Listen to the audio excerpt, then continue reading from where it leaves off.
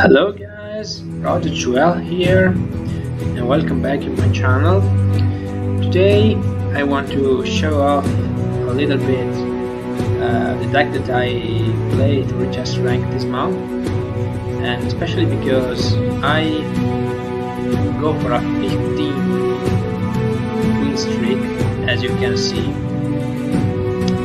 16 actually, a 16 win streak that allowed me to reach S rank this month basically. And the deck that I'm talking about is an aggro cassyva deck. In particular, it's a pretty standard aggro cass.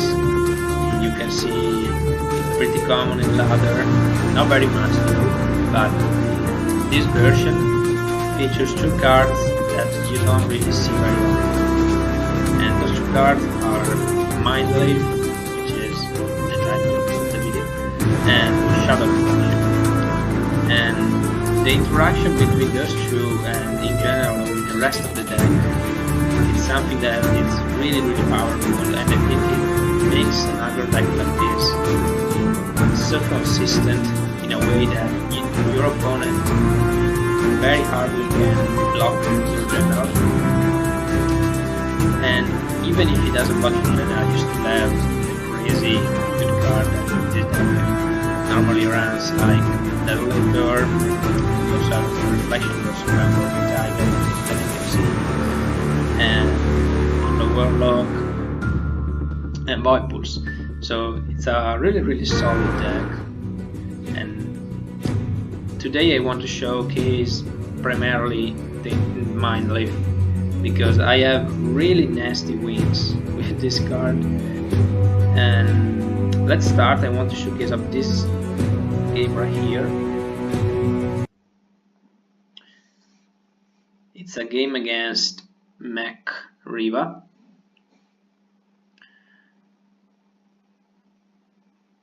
And you will see the power of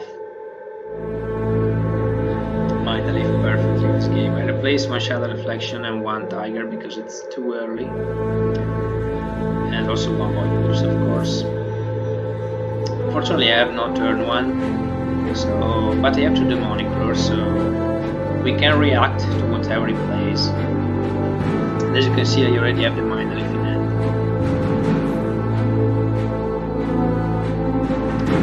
Summon a Dusk regular, which is not something that's usually seen, but at least I have the Demonic answer rate. And if I'm not mistaken, yeah, I replaced the Shadow Reflection probably here. No, the Volumes,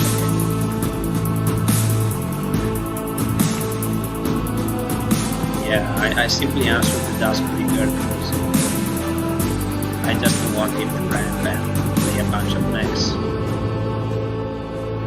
or Miss Dragon seal it behind my back and get his effect procced off. Unfortunately my hand is a bit awkward, because Blaze Hound is not something that you really want against a deck like Mech that wants to play a lot of minions in a single turn.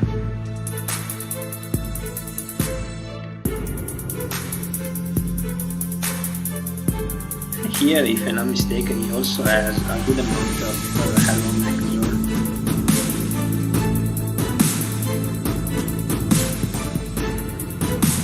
Yeah, exactly. Go for Baxori and double Helm of Mechazord, which is pretty good for him, especially because I have no board here.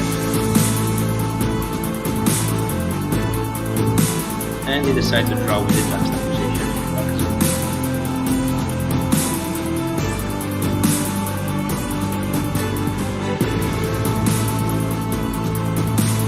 Place one Reflection for a punish, which is actually something pretty good for Bakazori. Yeah, he decided to grab the mana tile with the Blaze Hound and just punish the Bakazori. The Alva Mechazord are not scary, but Bakazori can draw him a lot of cards, so definitely answer it was the priority here.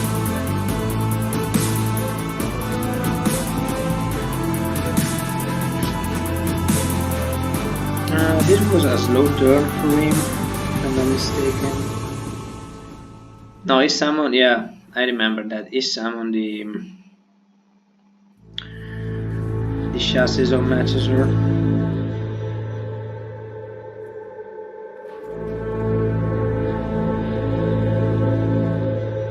Yeah. So he had a pretty good board. And I have very little. I can do really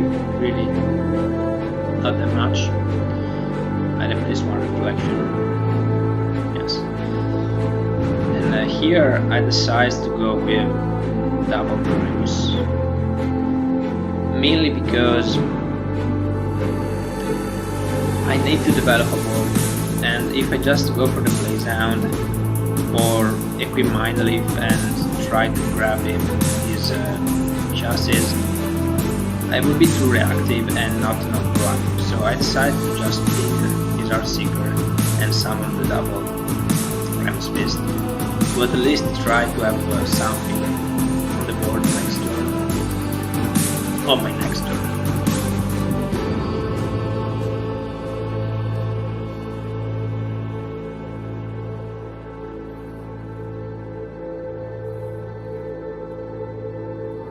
And of course I go face to deal as much damage as possible, because I need, with this deck you need all the damage that you can do with the enemy general. All the turn, all of your turn, you need to focus primarily on deal damage on the enemy general. His board is just something that you want to play around or use it to deal as much damage as possible. With stuff like Mind Lathe and Grasp of Aggro. Here I clear one of my Primus.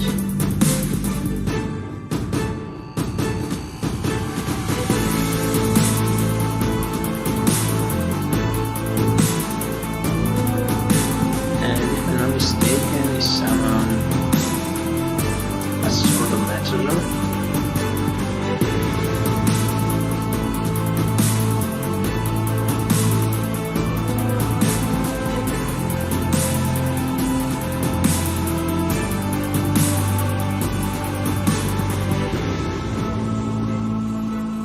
Yeah, it takes really long in this turn.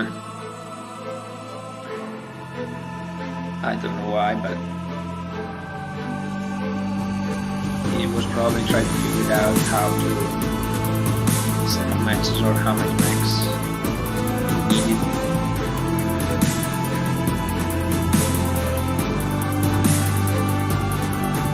Yeah, at the end of the day, just summon a sword. And as you can see, here I have a really powerful Mind Lathe, because I also can combine it with Shadow Reflection. So I replace the Play Sound because I don't need it,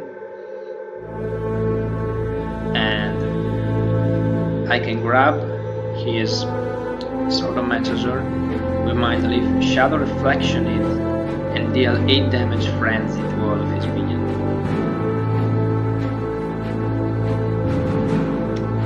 I of course negate the force field from the chassis of Manchester with my Primus Fist and that too.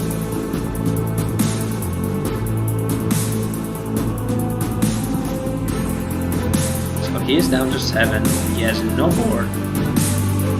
And well, some of you may probably already understand what will happen next turn.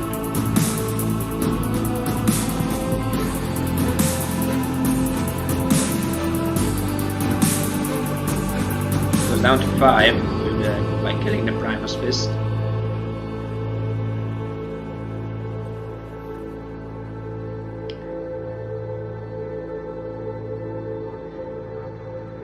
And then he goes for a Wings of Mechazor and summon Mechazor.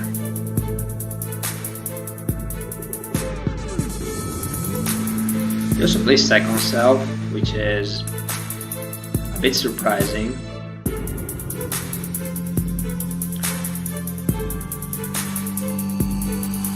Also, for some reason, summon a wiggle Maxor like here instead of double bloody block in general. But here, hey, I have a demonic lore and I have a Mind Lathe, and he has a messenger. So, sunglasses on, and just steal his messenger for the win.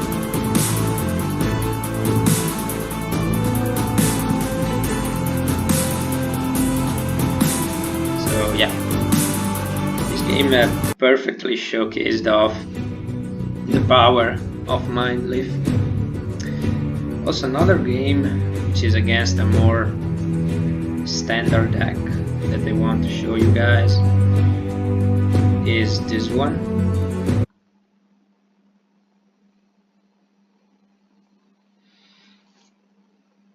In this game I was against the S rank number 3, as you can see, and he was playing Wanderer Ragnarok. So I decided to ditch my 2-4 drop because they are more useful in the late game, and here I just equip the blade and try to go for that. Against Wanderer, especially with this deck, you just want to be as aggressive as possible. You don't care too much about this board, but you always need to have some type of answer, just in case. So that's why I keep one. Because at the right moment, especially because I also have grasp, at the right moment you need the demonic root to gain a lot of tempo and just support your opponent as much as possible. This is also the reason why I play the Primus actually instead of the Spectral Blade the first turn.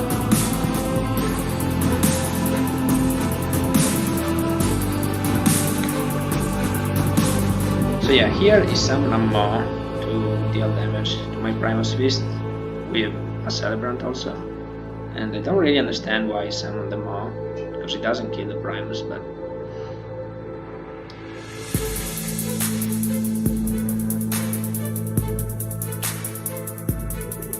yeah, here I had different option. I could have potentially Grasp of Agony the Maw, or trying to summon the Flamelord Warlock. But at the end of the day, considering that he has an orb ready, I decided to clear this board, especially because against Wanderer, you don't really want to leave too much minions in the board, because Wanderer will pop everything. So yeah, I decided to summon the Flamelord and kill everything.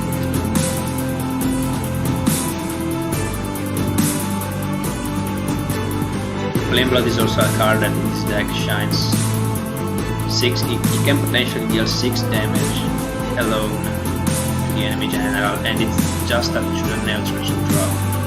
If you play it really in the right moment, it's extremely powerful. Basically acts as a Phoenix Fire in the late game when you just need that free damage base, so it's really a great card.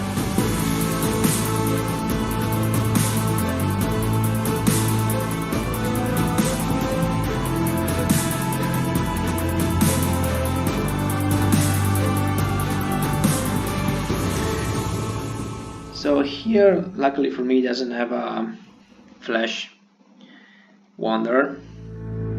He just summoned a Let Tigress, which is actually a pretty scary minions, but I just draw a Punish. So of course I immediately answer it. I also have the Demonic Lure if he just summon another big minions, or if he attacks the Flash. I don't know why I decided to replace it. Hey, but I found the Mind Lathe, which are even better.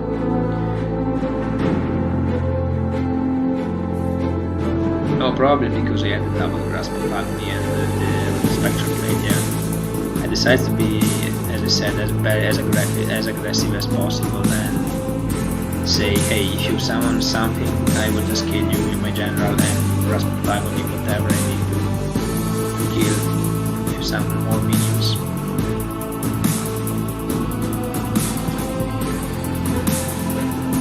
Spectral Blade is another card that in this deck is really important. Having a 4 attack on your general is extremely powerful. It puts a lot of pressure on the enemy general, and it also allows you to kill a lot of minions. And the fact that it heals you 2 damage every time that you kill a minion is also really good, because it protects you. There are some moments when your opponents surround you with small minions, and Spectral Blade allows you to take a lot of damage and basically destroy his entire board while taking basically 2 to 3 damage sometimes. Here he decided to go for a Rocketoptera. It was a little bit surprising, considering that he could have probably played something bigger. But and he decided to use it to kill to remove my architect instead of killing the Flamber Warlock. And here, as you can see, I could have just cleared his board with double grasp of agony, but instead I decided to push as much damage as possible with Flamber Warlock, because the idea behind it was that I had Mind Lathe, so the moment when he summons Wanderer, I can steal his Wanderer and deal 6 damage phase with it. So here I just decided to summon the Void Talon, especially because against Wanderer has very this deck has very little answer to a 0/10. So it's 1 copy of Natsalek and 1 copy of Plasma Storm, and that's it. That's basically the only answer that this deck has against Void Talon. So if you summon Wanderer here, I would have just won with Mind Lathe plus the punch from the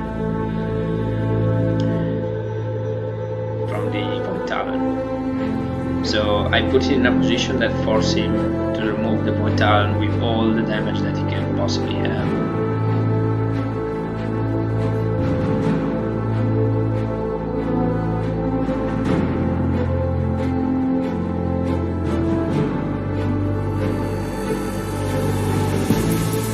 As you can see, I forced him to use his Lava Lance to clear the Void Talon, and now when I will use my double grasp of agony to push the damage in his face in order to allow my Mind Lathe to finish the game next turn. I also kill the egg, which is always extremely important against Ragnarok, and I also top deck a Void Pulse, which heals me even more and deals even more damage. So yeah.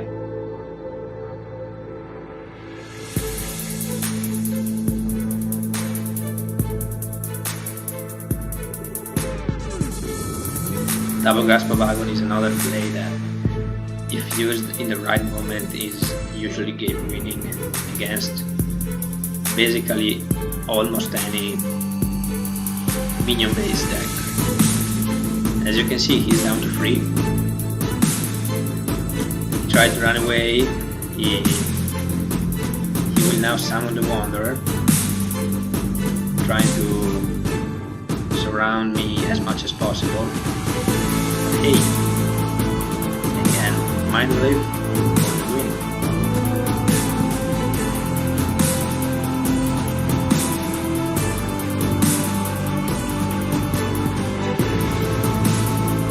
Even Azure Arrow could have not saved him. They saved him here, and he could have not. He couldn't play Saurian Finality. So regardless of his play, he would have been dead with the Wanderer on the board. So we are 20 minutes in. I'd say I show off a third game, which this one is particularly really good. It's my last game It's the last game in Diamond, so I reached S rank with this game and it was nuts, as you will see.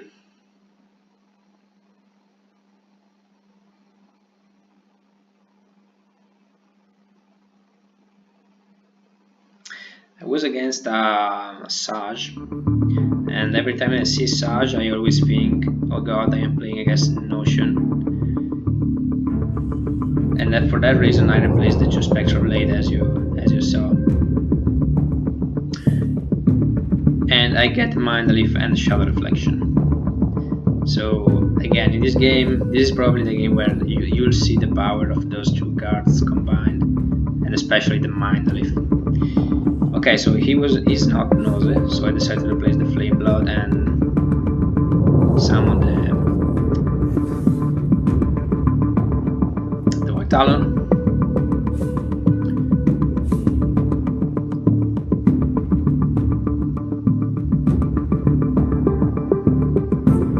And here is summon an Eldomancer. And yeah, Mind Lathe. Yeah, Mind Lathe is so good against Time Wish minions, because it allows you to grab the control of the minion, suicide it against the enemy general or another enemy minion, and just grab the Time Wish for yourself. And in this case,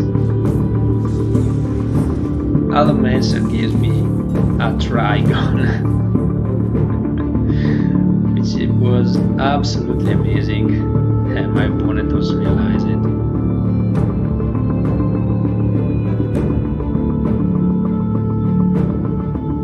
He also well played at me. And yeah, now he has to answer the White Talon, which also allows me, it allows me to kill the obelisk just by itself. White Talon is another minion that I think it's really underrated in Abyssian. It's a great aggro card, and also in mid-range decks it puts a lot of pressure on the opponent. So I decided to summon a Falsius in order to answer the White Talon. But hey, I have a Trigon that summons me 3 Wind Dervish, and potentially here he also grabs me the Orb, so I ramp it to 6 mana.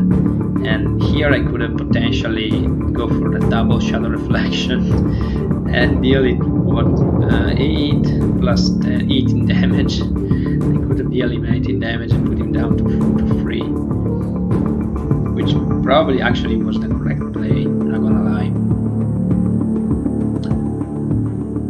Especially considering that I had another Mind Lathe, a Demonic Lore and a Desolator in hand. But ultimately I decided to go for a little bit slower and just going for 1 single Shadow Reflection and kill this Falsius. Probably the correct play would have been Smorkity, to be honest.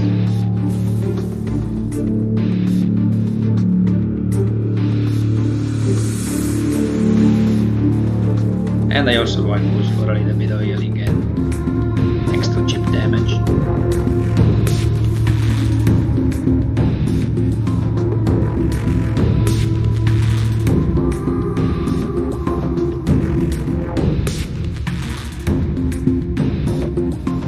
And here he probably just decides to blood over the Trigon, because he could have also run away and tried to body block, but with a Mind Lathe and a Trigon on the board, he would have not been able to do that.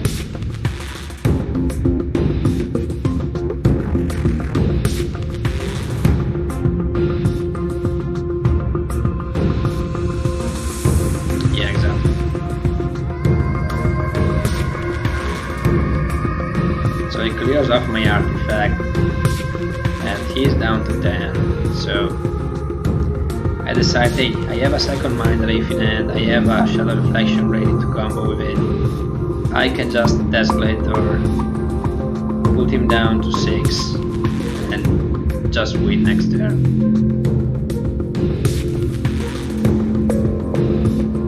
I also decide to ping it just to not give him the